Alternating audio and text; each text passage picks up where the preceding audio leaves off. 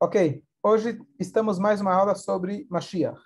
E hoje a gente vai ver dentro o que o Rambam escreve para a gente, algo radical, que ele conclui toda aquela ideia que a gente falou até agora. Basicamente, o que nós falamos até agora, a gente está tentando construir uma ideia sobre o que é Mashiach, para a gente poder ajudar a gente a entender melhor e a gente acreditar mais na vinda de Mashiach.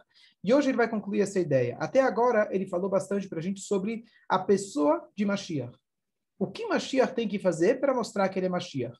Então ele falou para a gente, tem que ser um descendente da casa de Davi, ele tem que fazer as guerras, não necessariamente literal, mas lutar pelo bem-estar, pelo progresso, digamos assim, da Torá, difundir o nome de Deus pelo mundo, ele tem que juntar o povo de Israel, construir o templo em seu lugar, e dessa forma ele se comprova que ele é o verdadeiro Mashiach. Foi isso que a gente falou, e na aula passada a gente falou um pouco sobre, ele saiu não, mas ele explicou um pouco qual que foi a função de profetas falsos que apareceram ao longo da história, e agora a gente vai ver sobre a época de Mashiach.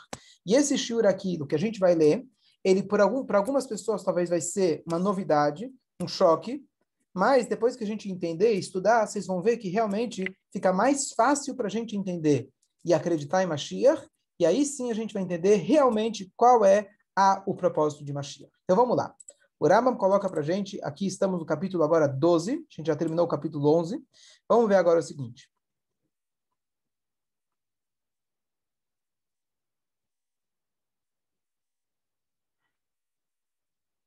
Ali ale alalev, o português aqui está meio truncado.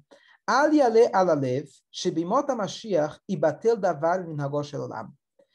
Nem faça, nem deixe subir em seu coração, ou seja, nem ouse pensar que nos dias de Mashiach, algo do mundo que nós conhecemos será anulado. Algo do costume do mundo vai deixar de existir. Ou vai haver algum hidush, alguma novidade na criação do mundo. Ela olam ki minhago noeg.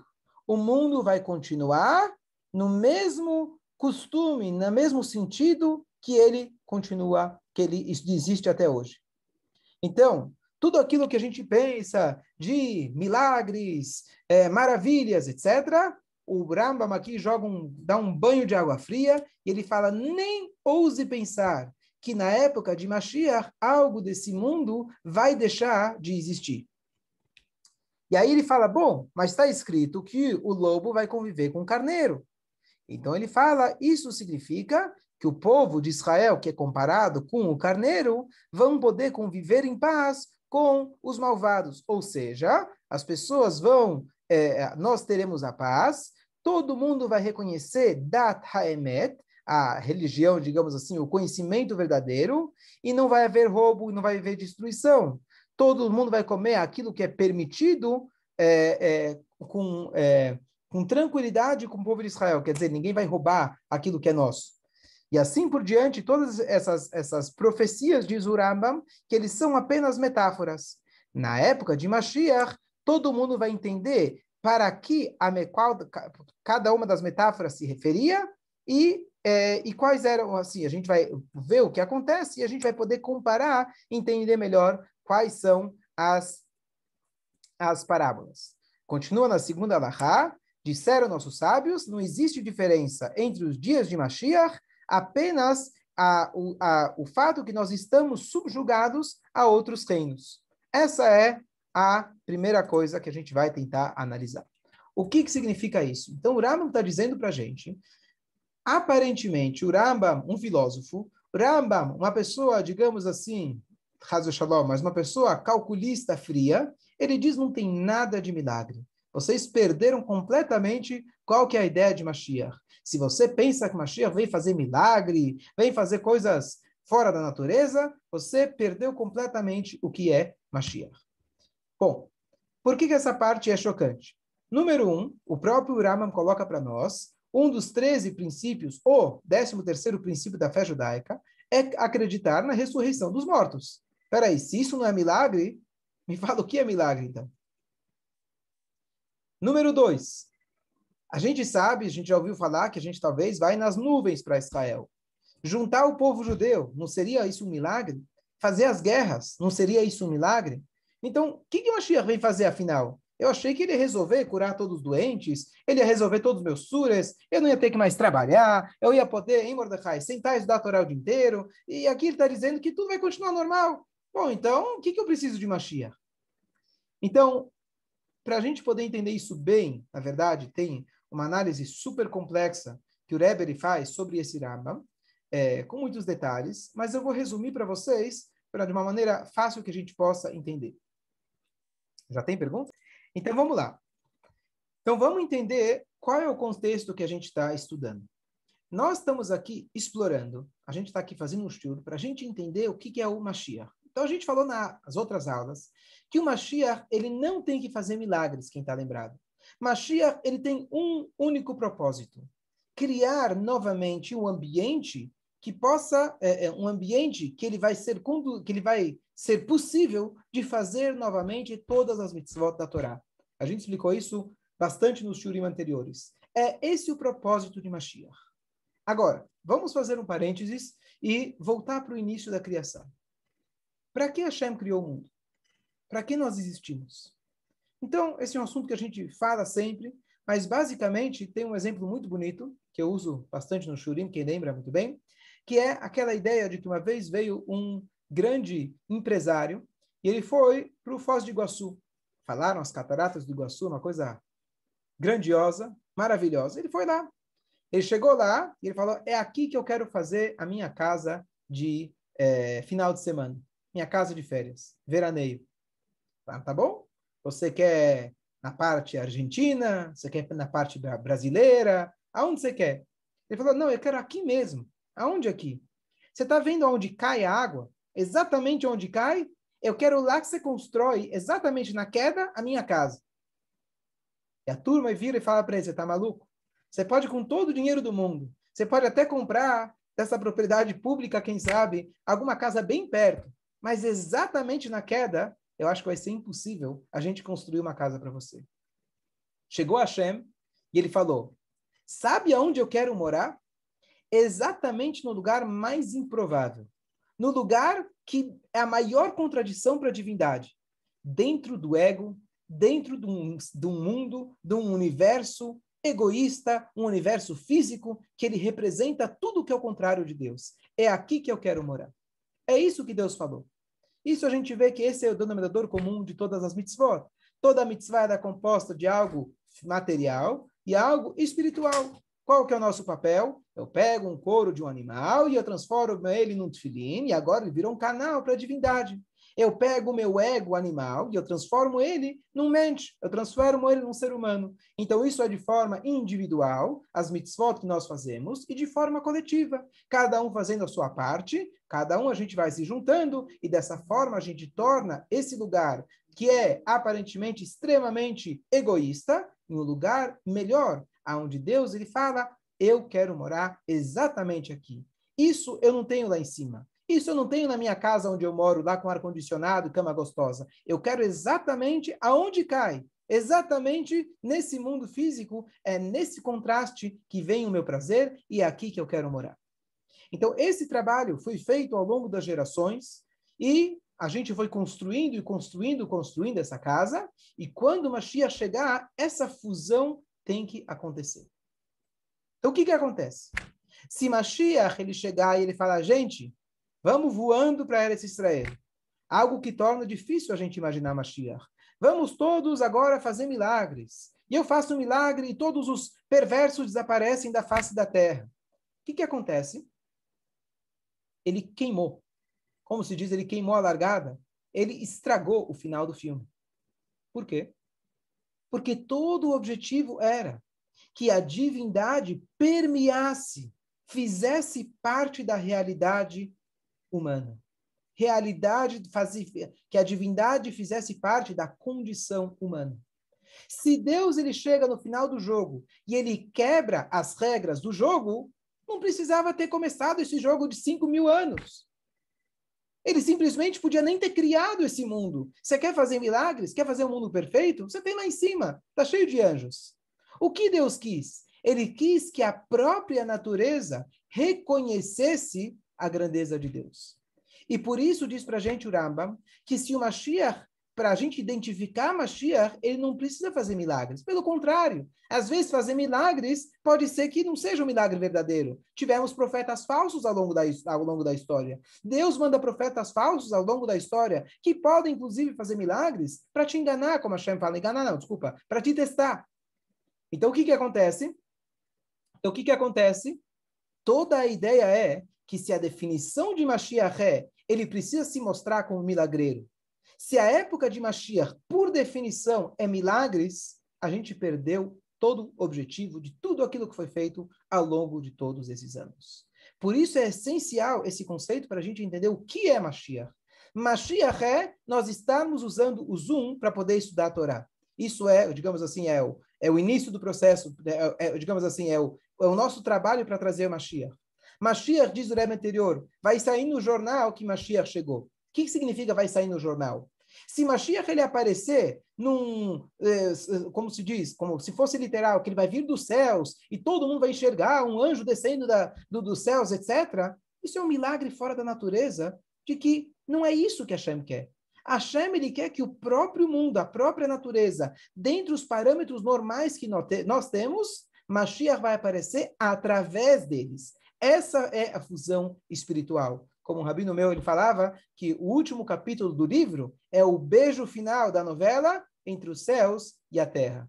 Tem que ocorrer esse beijo. Se no final das contas, cada um vai para um canto e Deus ele vai lá, chuta fora a natureza, nós perdemos todo o conceito de Mashiach. O que isso significa? Significa de que a ideia, o objetivo de Mashiach, e isso vai acontecer, é que pelo menos no momento inicial, eu vou continuar trabalhando.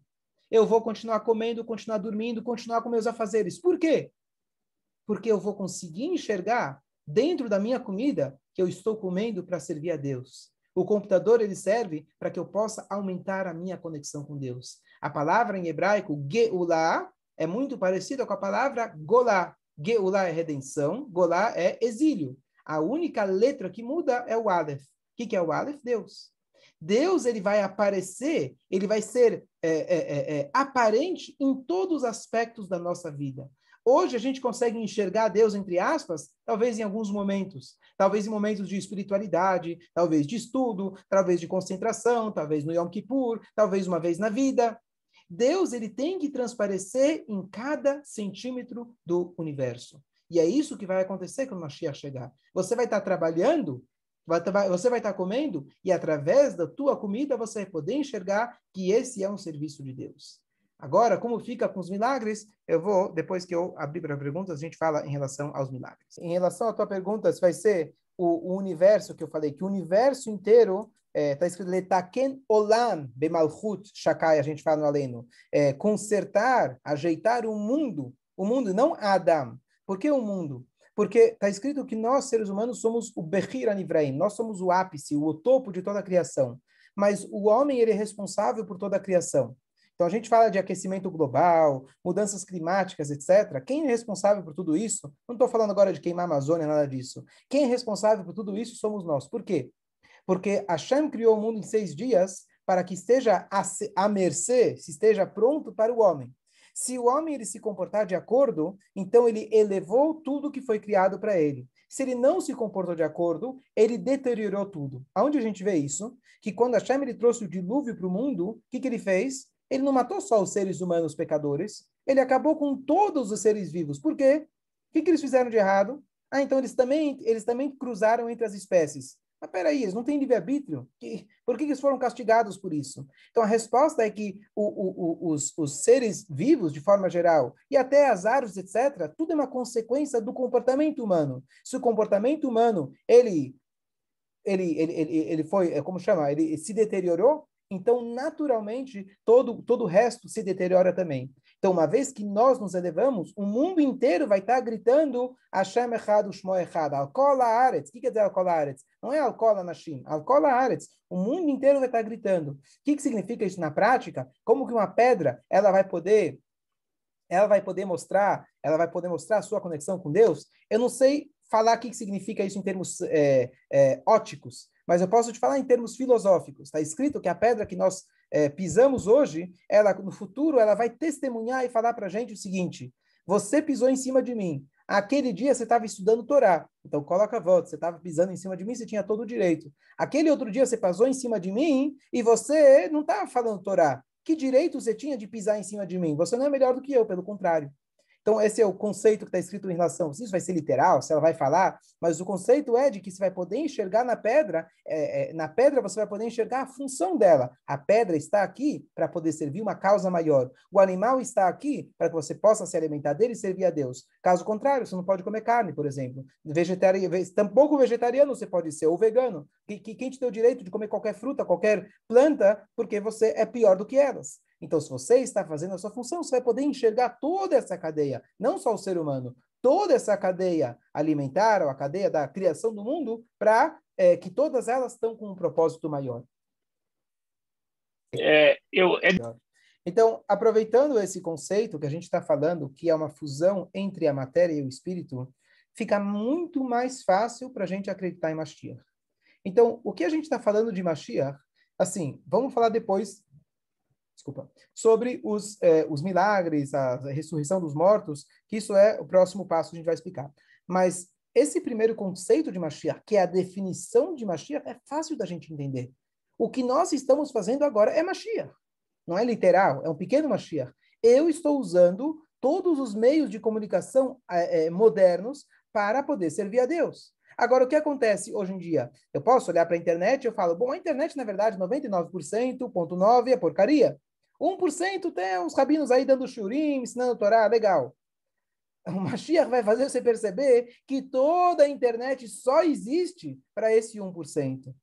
Essa vai ser a sacada, essa mudança da gente enxergar que 1%, 0,01% de bem que tem no mundo, ele é aquilo que realmente perdura, ele é o verdadeiro motivo da existência. A gente pode passar um ano inteiro, talvez deixando o tempo passar, mas um dia que valeu a pena, ele transforma aquele ano todo. Então, essa é a mudança de visão que vai ter quando a Mashiach chegar. É uma mudança, digamos assim, de percepção. Vai ter um ser humano de carne e osso que vai trazer isso? Sim. Mas para a gente significa que eu vou parar de enxergar o 99,9. Eu vou entender que todo o resto ele é secundário para o principal. Então as pessoas perguntam, bom, será que hoje em dia o mundo está pronto para Mashiach? Será que a gente não está mais para aquela ideia de que se Mashiach vai chegar quando tiver todo mundo ferrado e aí Mashiach vem salvar todo mundo? Não é esse o pensamento. Não é esse o pensamento. O pensamento é, nós já estamos num nível tão sensível, vamos dizer até da evolução do ser humano, de que esse ponto-chave para virar essa chave falta muito pouco. Vou tentar explicar isso daqui. As pessoas sempre perguntam o valor da mulher, e a mulher é secundária, como pode ser? Estou falando agora nem no judaísmo, de forma geral. Se a gente for olhar, nunca ao longo de toda a história, a mulher ela foi colocada num patamar tão elevado. Aonde você teve na história? Eu não estou falando história judaica ou não. Aonde você teve na história mulheres trabalhando e serem chefes de empresa e etc. Aonde você teve a aceitação que existe hoje em dia? Aonde você teve, por exemplo, fome mundial reduzida, eu não sei exatamente os níveis, a níveis muito pequenos. Guerras a níveis muito pequenos. Tudo isso mostra para a gente que o ser humano, sim, uma coisa interessante, eu vou falar um exemplo, acho que vou esclarecer melhor o que eu quero dizer. Uma pessoa vai numa loja, tá certo? E ela no primeiro andar ela quer comprar mesa e cadeira. E ela vê que tem mesas e cadeiras peraí, que elas são caríssimas, maravilhosas. Tá bom, $10.000 a mesa de jantar. Ela sobe para o segundo andar e ela vê que tem aquele material que ele foi danificado na fabricação. Então ela tem aquela mesa, a mesma mesa, que ela estava com um pequeno risco e de $10.000 ela passou para $3.000. Tá bom? O indivíduo ele sobe agora para o terceiro andar e ele vê uma mesa por R$400. Opa, essa que eu precisava. Ao lado dela ele vê uma mesa de R$380, toda arriscada. Então ele fala, peraí, eu não entendo de negócios. A diferença entre o primeiro andar e o segundo andar foi de $7.000, só por um pequeno risquinho. A diferença entre a primeira mesa e a segunda mesa do terceiro andar uma está toda arriscada e a outra está totalmente lisa. Uma está 400, outra está 380, só isso que muda. E aí explicam para ele e falam o seguinte: Quando você tem um material de altíssima qualidade, um pequeno risquinho ele fica extremamente visível. Quando você já está falando de um material de péssima qualidade, mais um risquinho, menos um risquinho, o que importa? Vai na loja comprar um carro. Se você for comprar carro zero na loja, se ele tiver um farol riscado, só isso já vai desvalorizar 5 mil reais. Se você vai comprar um carro usado, mais uma batida, menos uma batida, não é isso que vai fazer diferença. Qual que é o conceito que a gente tira daqui? Esse conceito ele é usado de que quanto mais transparente eu estou, quanto mais elevado eu estou, o menor risco faz mais barulho.